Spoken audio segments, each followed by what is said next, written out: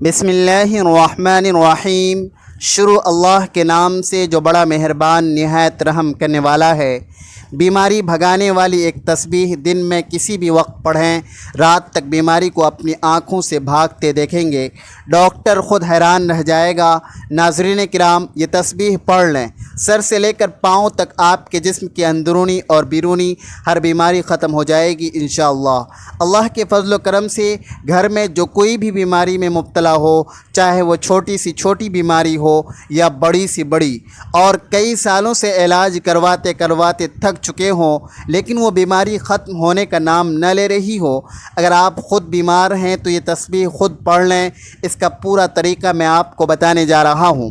اگر آپ کے گھر میں کوئی بیمار ہے جس کا علاج کرواتے کرواتے آپ تھک چکے ہیں تو صبح نہار منہ یہ تسبیح پڑھ کر اس پر پھونک مار دیں یا اسے پانی پلائیں۔ انشاءاللہ صبح خالی پیٹ کا یہ تسبیح کا عمل آپ کے جسم کے اندر اور باہر سے ہر قسم کی بیماری کو ختم کر دے گا اور آپ کو زندگی میں سکون مل جائے گا۔ یہ بات تو میرے تمام دیکھنے اور سننے والے بھائی بہن جانتے ہیں کہ قرآن مجید کے ہر حرف میں ثواب، تاثیر، شفا اور برکت رکھی گئی ہے۔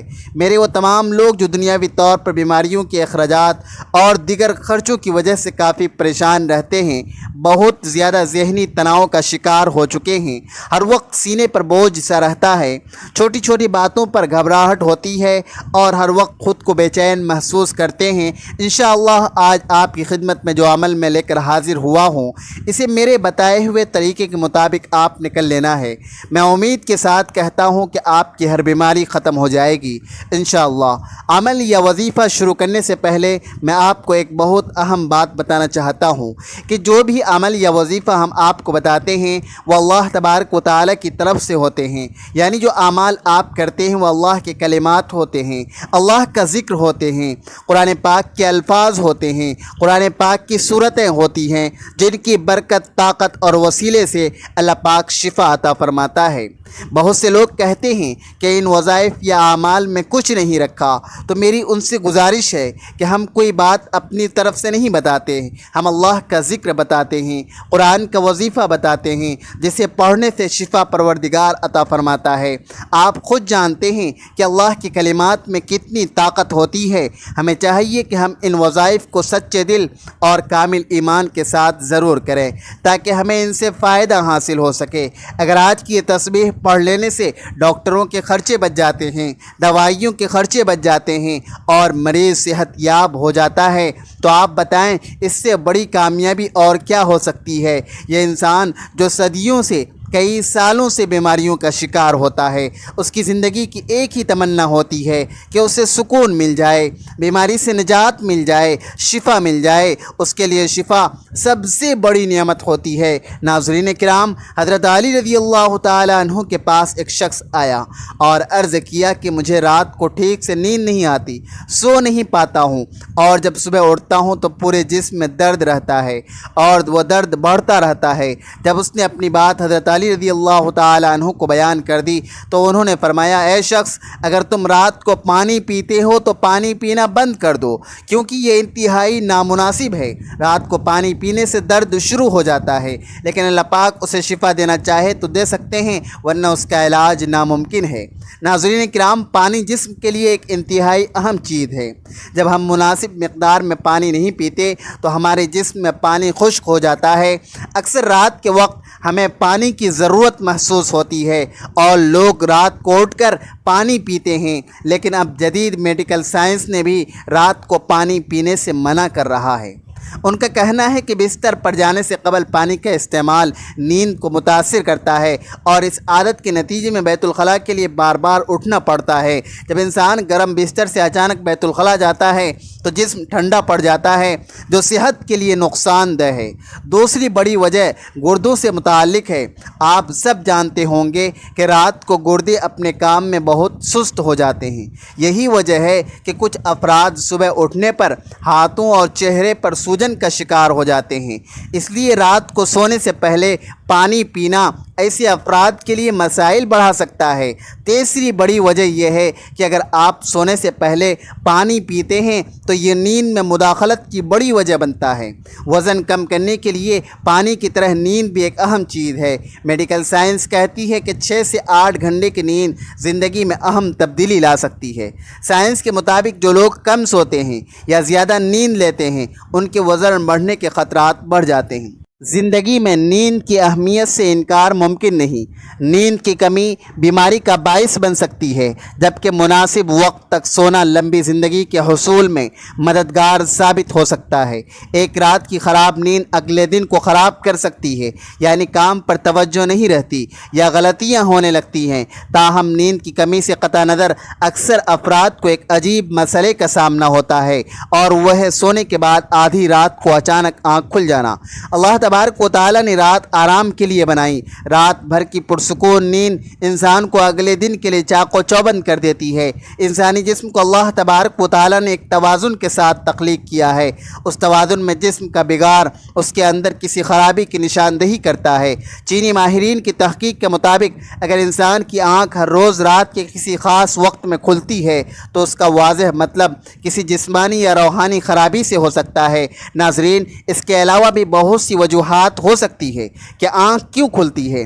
اکثر لوگوں کی شکایت ہوتی ہے کہ ان کی نیند اچانک کھل جاتی ہے اور اس وجہ سے نیند خراب ہوتی ہے۔ ہم میں سے شاید کوئی بھی ایسا نہیں جو رات میں 1-2 مرتبہ جاگتا نہ ہو، کیونکہ کبھی کسی فکر یا پریشانی کی وجہ سے یا کبھی برا خواب دیکھنے پر اچانک بیدار ہو جاتا ہے۔ کیا آپ نے کبھی مشاہدہ کیا کہ رات 3 سے 5 بجے کے درمیان آپ کی آنکھ عموماً کھل جاتی ہے اور اس لمحے کے دوران آپ بے چین ہو کر جاگ جاتے ہیں؟ یقیناً بہت سے لوگوں کے ساتھ ایسا ہوتا ہے۔ شاید ہم نے کبھی اس پر غور نہیں کیا۔ دنیا میں ہر امیر و غریب، نیک و بد کو قدرت کے قانون کے تحت دکھوں، غموں اور پریشانیوں سے کسی نہ کسی شکل میں ضرور واسطہ پڑتا ہے۔ دنیا مصیبتوں، غموں اور پریشانیوں کا گھر ہے۔ بعض لوگ اولاد کی نافرمانی کی وجہ سے پریشان ہیں، کچھ لوگ مال و اسباب کے ختم ہونے پر غم میں ڈوبے رہتے ہیں۔ یعنی انسان کسی نہ کسی فکر یا پریشانی کی وجہ سے نیند کی کمی کا شکار ہوتا ہے، اور ان ذہنی پریشانیوں کی وجہ سے رات کو بار بار آنکھ کھلتی رہتی ہے۔ تو چلیں نبی کریم صلی اللہ علیہ وسلم کی احادیث مبارکہ کی روشنی میں آپ کو بتاتے ہیں کہ ایسا کیوں ہوتا ہے، اور پھر جدید سائنس کی روشنی میں بھی بتائیں گے کہ اگر دوبارہ آپ کے ساتھ ایسا ہو تو اس وقت آپ کو کیا کرنا چاہیے جس سے آپ کو زندگی کی ہر خوشی مل جائے۔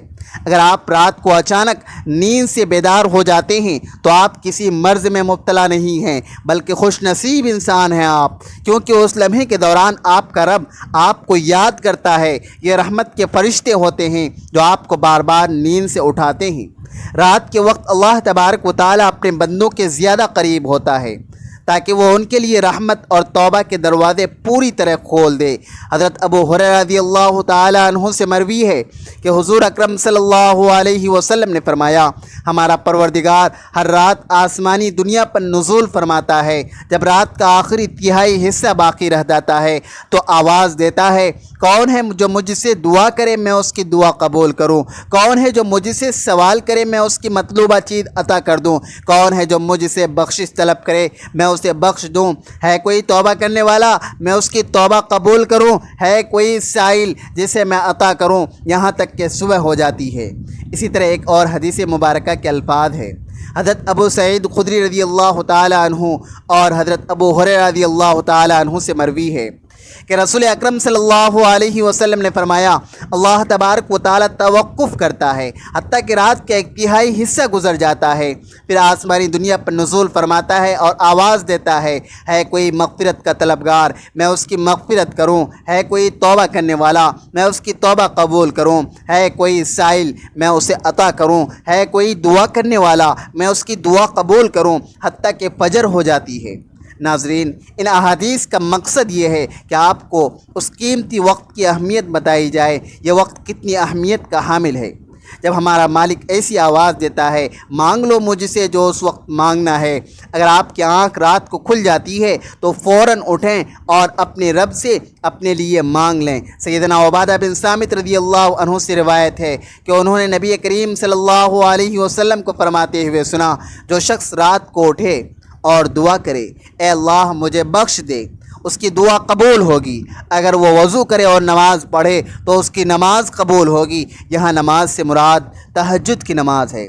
دوسری حدیث سنیے، حضرت سیدنا ابو سعید خدری رضی اللہ تعالیٰ عنہ روایت کرتے ہیں کہ میں نبی اکرم صلی اللہ علیہ وسلم کو فرماتے ہوئے سنا، جب تم میں سے کوئی ایسی خواب دیکھے جسے وہ پسند کرتا ہے تو وہ اللہ کی طرف سے ہے، اسے اللہ کا شکر ادا کرنا چاہیے، اور اگر اس کے علاوہ کوئی ایسی چیز دیکھے جسے وہ ناپسند کرتا ہے تو وہ شیطان کی طرف سے ہے، اس کے شر سے پناہ مانگے، اس کا ذکر کسی سے نہ کرے تو وہ اسے نقصان نہیں پہنچائے گا۔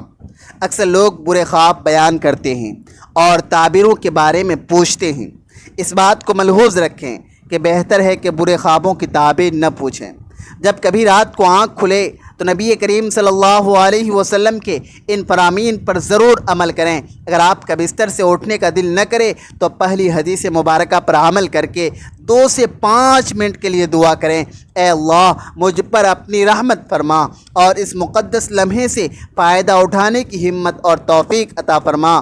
اس وقت آپ کو بار بار پکارا جاتا ہے۔ انسان کو جس مقصد کے لیے پیدا کیا گیا ہے اسے پہچانے اور اسے پورا کرے۔ ناظرین کرام، قرآن مجید میں اللہ تبارک و تعالی نے اپنے مومن بندوں کی یہ صفت بیان فرمائی ہے کہ وہ رات کے وقت تھوڑا سوتے ہیں اور آخر رات مغفرت مانگتے ہیں۔ ناظرین، ہر چیز کے پیدا ہونے اور پرورش پانے کا ایک خاص موسم ہوتا ہے۔ ہریالی اور خوبصورتی بہار کے موسم میں دیکھنے کو ملتی ہے۔ اسی طرح چاند 29 دن کے سائیکل کے بعد پھر سے چمکنا شروع کر دیتا ہے۔ اسی طرح رات کے پچھلے حصے میں روحانی دنیا کے بہار کا موسم ہوتا ہے، رحمت کے نزول کا وقت ہوتا ہے۔ اللہ تبارک و تعالی چاہتا ہے کہ بندہ اپنی نیند سے اٹھے اور اپنی خواہشات کا اظہار کرے۔ اس وقت رب کائنات تمام خزانے بانٹنے کے لیے بےتاب ہوتا ہے۔ اس کے علاوہ جدید سائنس بھی کہتی ہے کہ نماز ایک بہترین ورزش ہے، اس کے ہر رکن کے الگ الگ فوائد ہیں۔ نماز سے جسم کی تمام بیماریاں ختم ہو جاتی ہے، اس لیے نبی کریم صلی اللہ علیہ وسلم نے 1400 سال پہلے حکم دیا اور آج اربوں روپے خرچ کر کے سائنس اسے سچ ثابت کر رہی ہے۔ لیکن کچھ لوگ اب بھی اسلام میں کیڑے نکالنے پر گامزن ہیں اور ہمیشہ منہ کی کھاتے ہیں۔ ناظرین، اگر آپ کی اس وقت آنکھ کھلتی ہے تو ضرور اٹھیں، وضو کیجئے تاکہ آپ اچھی طرح جاگ جائیں اور پاک ہو جائیں، یا کچھ دیر کے لیے لمبے لمبے سانس لیں، زور سے سانس باہر نکالیں تاکہ جسم سے بیماریاں خارج ہوں۔ سجدہ کرتے وقت جب آپ نیچے جھکتے ہیں تو دماغ کو زیادہ خون ملتا ہے۔ نماز کی سجدے کی حالت میں بندے مومن کے لیے اللہ کی بندگی کے حوالے سے بہترین حالت ہے، اور یہی دعا کے لیے سب سے اچھا موقع ہوتا ہے۔ کیوں نہ ہو کسی مومن کے لیے اپنے رب کے سامنے عاجزی اور بندگی اختیار کرتے ہوئے اپنی پیشانی جھکانا اور اس کے قدموں میں رکھ دینا بہت محبوب ہوتا ہے۔ اس کے نتیجے میں اللہ تبارک و تعالی اپنے بندوں کو بہترین نعمتوں سے نوازتا ہے اور اپنے قرب کا شرف بخشتا ہے۔ رات کو تہجد کے بارے میں اللہ تبارک و تعالی کا ارشاد ہے، اور رات کے کچھ حصے میں تہجد پڑھ لیا کرو جو تمہارے حق میں زائد چیز ہے۔ کیا عجب ہے کہ تمہارا رب تمہیں مقام محمود، مقام شفاعت کبریٰ ہے، جس پر قیامت کے دن آپ صلی اللہ علیہ وسلم اپنی امت کی بخشش کرائیں گے۔ مذکورہ ارشاد کی روشنی میں مسلمانوں کو چاہیے کہ رات کو جب آنکھ کھل جائے وضو کر کے 2 رکعت، 4 رکعت، 6 رکعت یا 8 رکعت، جتنی طاقت اور فرصت ہو، دل کی رغبت ہو، پڑھ لیا کرے۔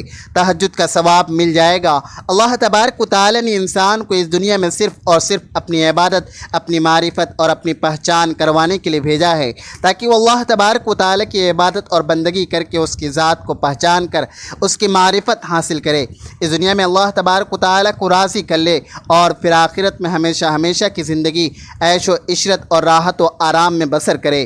یہی وجہ ہے کہ حضرات انبیاء علیہم السلام اور صحابہ کرام رضی اللہ عنہم نے اپنی تمام زندگی غمی، خوشی، تنگ دستی اور روانی کے ہر وقت، ہر لمحے اس عظیم مقصد کو یاد رکھا اور وہ اس میں کامیاب رہے۔ وہ دنیاوی کاروبار، تجارت اور حرفت وغیرہ بھی کرتے تھے، لیکن ان کے دل ہمیشہ اللہ تبارک و تعالیٰ کی محبت اور الفت میں مست رہتے تھے، اور وہ کسی وقت بھی اس کی یاد سے غافل نہیں رہتے تھے۔ ایسے ہی لوگوں کے بارے میں اللہ تبارک و تعالیٰ نے قرآن مجید میں فرمایا، یہ وہ لوگ ہیں کہ جنہیں کوئی تجارت یا خرید و فروخت اللہ کی یاد سے غافل نہیں کرتی، نہ نماز قائم کرنے سے اور نہ زکوٰۃ دینے سے۔ یہی وہ لوگ ہیں جو رات جیسے پرسکون وقت میں بھی راحت و آرام کے بجائے اپنے محبوب حقیقی کے سامنے عبادت و بندگی کے لیے دست بستہ کھڑے ہوتے ہیں، اور نماز میں اس کے سامنے زار و نیاز میں مشغول ہو جاتے ہیں۔ اللہ تبارک و تعالیٰ انہی لوگوں کا قرآن مجید میں مختلف انداز میں ذکر فرمایا ہے۔ چنانچہ ایک جگہ ارشاد ہے، ان کے پہلو رات کے وقت اپنے بستروں سے جدا رہتے ہیں، وہ اپنے رب کو ڈر اور امید کے ملے جلے جذبات کے ساتھ پکار رہے ہوتے ہیں، اور ہم نے انہیں جو رزق دیا ہے وہ اس میں سے اللہ کے راستے میں خرچ کرتے ہیں۔ چنانچہ اس نفس کو کچھ پتہ نہیں کہ ایسے لوگوں کے لیے آنکھوں کی ٹھنڈک کا سامان ان کے اعمال کے بدلے میں چھپا کر رکھا گیا ہے۔ ایک دوسری جگہ ارشاد ہے، وہ رات کے وقت کم سوتے تھے اور سحری کے اوقات میں استغفار کرتے تھے۔ حضرت عبداللہ ابن سلام رضی اللہ عنہ فرماتے ہیں کہ جب حضور اقدس صلی اللہ علیہ وسلم مدینہ منورہ تشریف لائے تو لوگ آپ صلی اللہ علیہ وسلم کی طرف دوڑنے لگے اور کہنے لگے کہ حضور صلی اللہ علیہ وسلم تشریف لائے ہیں۔ میں بھی لوگوں کے ساتھ آیا کہ دیکھوں کہ واقعی آپ صلی اللہ علیہ وسلم نبی ہیں یا نہیں۔ میں نے آپ صلی اللہ علیہ وسلم کا چہرہ مبارک دیکھ کر کہا، یہ چہرہ جھوٹے شخص کا نہیں ہو سکتا۔ وہاں پہنچ کر سب سے پہلا ارشاد جو حضور صلی اللہ علیہ وسلم کی زبان مبارک سے سنا وہ یہ تھا کہ لوگوں آپس میں سلام کا رواج ڈالو، غربا کو کھانا کھلاؤ، صلہ رحمی کرو، اور رات کے وقت جب سب لوگ سوتے ہوں تہجد کی نماز پڑھا کرو تو سلامتی کے ساتھ جنت میں داخل ہو جاؤ گے۔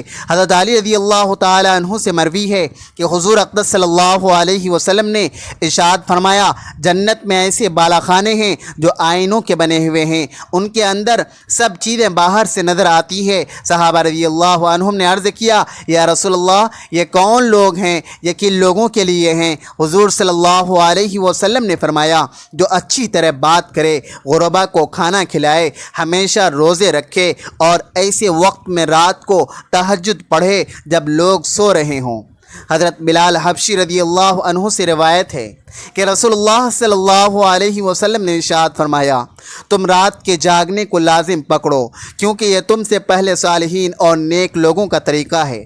رات کا قیام اللہ تبارک و تعالیٰ کی طرف سے تقرب کا ذریعہ ہے، گناہوں کے لیے کفارہ ہے، گناہوں سے روکنے والی اور حسد سے دور کرنے والی چیز ہے قیام اللیل۔ تو میری آپ سب بھائیوں بہنوں سے گزارش ہے کہ جو تسبیح میں آپ کو بتانے جا رہا ہوں وہ تسبیح کون سی ہے؟ آج جو طریقہ میں آپ کو بتانے جا رہا ہوں اس طریقے سے آپ نے تسبیح کرنی ہے، پھر دیکھیں اللہ پاک آپ کو شفا عطا فرمائے گا، صحت والی زندگی عطا فرما دے گا۔ لیکن جب کوئی ڈاکٹر میڈیسن دیتا ہے تو وہ اس کا پورا طریقہ بتاتا ہے کہ اس میڈیسن کو آپ نے اس طرح استعمال کرنا ہے جو طریقہ میں نے آپ کو بتایا ہے۔ اگر آپ ڈاکٹر کے طریقے کے خلاف جائیں گے، اپنی مرضی سے وہ میڈیسن استعمال کریں گے تو ہو سکتا ہے کہ آپ کو اس کا فائدہ حاصل نہ ہو۔ اسی طرح جو طریقہ میں آپ کو بتانے جا رہا ہوں اس طریقے سے آپ نے تسبیح کرنی ہے۔ یقین کریں کائنات میں کسی بھی فرد کو کوئی بھی بیماری لگ گئی ہو، کوئی ذہنی الجھن ہو، کوئی قلبی بے چینی ہو، کالا پیلا جادو ہو یا جنات کا سایہ ہو، آج کی یہ تسبیح پڑھنے کے بعد آپ اپنے اندرونی حالات کو بدلتے ہوئے خود دیکھ لیں گے، بیماریوں کو اپنی زندگی سے جاتے ہوئے دیکھ لیں گے۔ اس تسبیح کو آپ نے کس طرح پڑھنا ہے بڑی توجہ سے نوٹ فرمائیں۔ بیماری بھگانے والی ایک تسبیح دن میں کسی بھی وقت پڑھیں، بیماری کو اپنی آنکھوں سے بھاگتے دیکھیں گے۔ یہ کلمات آپ نے سجدے کی حالت میں ایک تسبیح پڑھنی ہے، باوضو ہو کر اول و آخر درود شریف کے ساتھ۔ درود شریف چاہے کوئی بھی ہو، کلمات یہ ہیں، ان کلمات کو آپ نے پڑھنا ہے۔ انشاءاللہ آپ کی تمام بیماریاں دور ہو جائیں گی۔ بیماری میں پریشان ہو کر انسان روحانی علاج بھی کرنا چاہتا ہے لیکن اسے درست راستہ نہیں ملتا اور وہ ٹوٹکوں میں لگ جاتا ہے۔ ایک مسلمان کی حیثیت سے ہمارے پاس اللہ کے رسول صلی اللہ علیہ وسلم کی دعائیں موجود ہیں جو سب سب سے زیادہ اثر رکھنے والی دعائیں ہیں، لہذا بیماری کی حالت میں ان کا وسیلہ حاصل کرنا چاہیے۔ یہ طب رسول صلی اللہ ابن ماجہ میں اس بارے میں بہت سی دعائیں اور رسول اللہ صلی اللہ علیہ وسلم کے دم فرمانے کا مفصل بیان موجود ہے۔ بخاری شریف اور مسلم شریف کی ایک متفق علیہ حدیث ہے۔ حضرت سیدنا عائشہ صدیقہ رضی اللہ عنہا فرماتی ہیں کہ رسول اللہ صلی اللہ علیہ وسلم اپنے گھر والوں کو بیمار پرسی کرتے تھے تو اپنا دایاں ہاتھ مریض کے درد والے حصے پر پھیرتے اور یہ دعا پڑھتے: اللہم رب الناس اذہب الباس اشفی انت الشافی لا شافی الا انت شفان لا یغادر سقما۔ ترجمہ: اے اللہ، اے لوگوں کے پروردگار، پریشانی کو دور کر، تو شفا عطا فرما، تو ہی شفا دینے والا ہے، تیرے سوا کوئی شفا دینے والا نہیں۔ ایسی شفا عطا فرما جو بیماری کو باقی نہ چھوڑے۔ اس دعا سے پیاری اور اجابت کرنے والی دعا اور کون سی ہو سکتی ہے؟ یہ دعا آپ کے کسی بھی بیماری کے لیے کریں، کسی بھی بیماری سے نجات کے لیے آپ اس عمل کو لازمی کر لیں۔ جب یہ عمل پورا ہو جائے تو اپنے سامنے ایک گلاس پانی لازمی رکھ لیں۔ یہ عمل پورا ہونے کے بعد اس پانی کے گلاس پر پھونک مار کر وہ پانی خود پی لیں۔ اگر آپ خود کسی بیماری میں مبتلا ہیں تو اس پانی کو خود پی لیں، ورنہ اس مریض کو وہ پانی پلائیں۔ پانی پر پھونک مار کر خود بھی پی لیں اور گھر میں جو کوئی بیمار ہے اسے بھی پلائیں۔ ایک دن یہ عمل کر لیں، یقین مانیں دوسرے دن جب آپ اس عمل کو کریں گے، اس کی نیت کریں گے تو مریض کی طبیعت بہتر ہونا شروع ہو جائے گی انشاءاللہ۔ اس تسبیح میں اتنی برکت اور طاقت رکھی گئی ہے کہ اگر آپ کا مریض کسی ہسپتال کے ICU میں بھی پڑا ہوا ہے تو اسے بھی اس طرح یہ عمل کر کے وہ پانی پلائیں تو مریض اٹھ کر بیٹھ جائے گا انشاءاللہ۔ قرآن پاک میں بہت زیادہ شفا ہے، ہر صورت میں برکت اور طاقت رکھی گئی ہے۔ میرے وہ تمام بھائی بہن جو اپنے گھر میں بیماریوں کی وجہ سے پریشان ہیں، چاہے وہ چھوٹی ہو یا بڑی ہو، آج کا یہ عمل ضرور کر لیں۔ ایک بات میری ہمیشہ کے لیے پلے باندھ لیں کہ جسمانی بیماری بہت چھوٹی چیز ہے، اصل بیماری سوچ کی بیماری ہوتی ہے۔ جس طرح دیمک لکڑی کو چاٹ جاتی ہے، اسے اندر سے کھا جاتی ہے، اسی طرح منفی سوچ بیماریوں کی طرح جسم کو اندر سے کھا جاتی ہے۔ اپنی سوچ کو مثبت رکھیں، پازیٹیو رکھیں۔ سید عالم حضور پرنور صلی اللہ علیہ وسلم نے ارشاد فرمایا: بے شک بہترین دوست اور وفا کرنے والی پاک ذات صرف اللہ کی ہے۔ ہر شے اللہ تبارک و تعالیٰ کی ملکیت ہے، جو بھی اسے سچے دل سے پکارتا ہے وہ اس کی دعا ضرور سنتا ہے۔ اللہ پاک اس تسبیح کی برکت سے میرے تمام بھائیوں بہنوں کی پریشانیوں کو دور فرمائے۔ اے اللہ، ہم تیرے گنہگار بندے ہیں، تیرے خطا کار بندے ہیں، ہمارے گناہوں کو معاف فرما، ہماری خطاؤں کو معاف فرما۔ اے اللہ، ہم اپنے اگلے پچھلے صغیرہ کبیرہ سبھی گناہوں، خطاؤں اور نافرمانیوں کی معافی مانگتے ہیں۔ اے اللہ، ہم اپنے گناہوں سے توبہ کرتے ہیں، ہماری توبہ قبول فرما۔ اے اللہ، ہم گنہگار ہیں، خطا کار ہیں، بدکار ہیں، تیرے احکام کی نافرمانی کرنے والے ہیں، ناشکرے ہیں، لیکن میرے معبود تیرے نام لیوا بندے ہیں، تیری توحید کی گواہی دیتے ہیں۔ تیرے سوا کوئی عبادت کے لائق نہیں، تیرے سوا کوئی بندگی کے لائق نہیں، تیرے سوا کوئی تعریف کے لائق نہیں۔ ہمارے معبود، ہمارے گناہ تیری رحمت سے بڑے نہیں ہیں، تو اپنی رحمت سے ہمارے گناہ معاف کر دے۔ اے اللہ پاک، ہمیں گمراہی کے راستے سے ہٹا کر صراط مستقیم پر چلا۔ اے میرے مولا، تو ہماری اس دعا کو اپنے حبیب کے صدقے میں قبول فرما، آمین۔ ناظرین، گزارش ہے کہ اپنے رزق میں حصول برکت کے لیے اللہ تبارک و تعالیٰ کے 99 ناموں میں سے کوئی ایک نام کمنٹس میں ضرور لکھیں۔ ویڈیو اچھی لگی ہو تو ویڈیو کو لائک کریں، شیئر کریں اور چینل کو سبسکرائب کرنا نہ بھولیں۔ ملتے ہیں کسی اگلے ویڈیو میں۔ اللہ تعالیٰ ہم سب کا حامی و ناصر ہو۔